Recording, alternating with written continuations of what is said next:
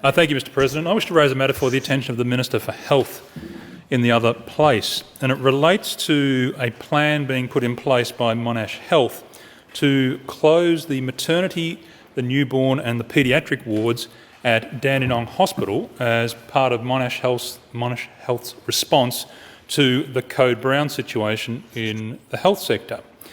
Now, Dandenong Hospital is the largest maternity hospital in the state.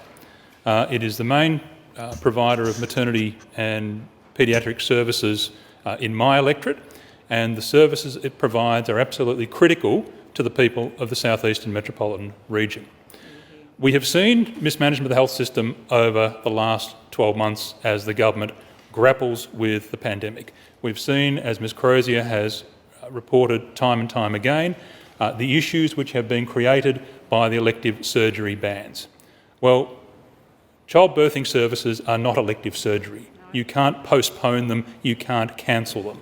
The same number of babies are going to be born in the South Eastern Metropolitan region over the next 6 months as would be born whether the services are being provided by Monash Health or not.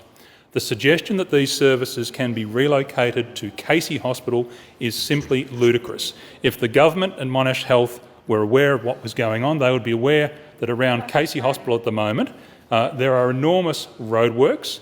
Access to that hospital is heavily restricted, and the suggestion that people can travel from Dandenong and elsewhere in the southeast to Casey Hospital when they would ordinarily be going to Dandenong Hospital is ridiculous.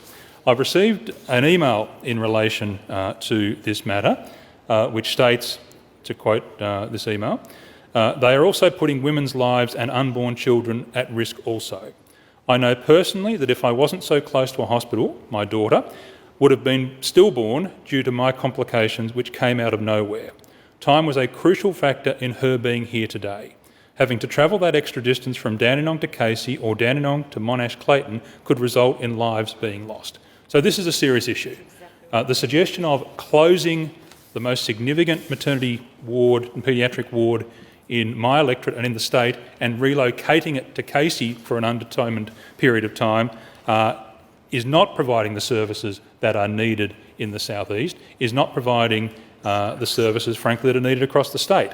So I call on the Minister for Health to intervene to stop this absurd shuffling of the deck chairs, which will leave the heart of the southeast without the maternity services it needs.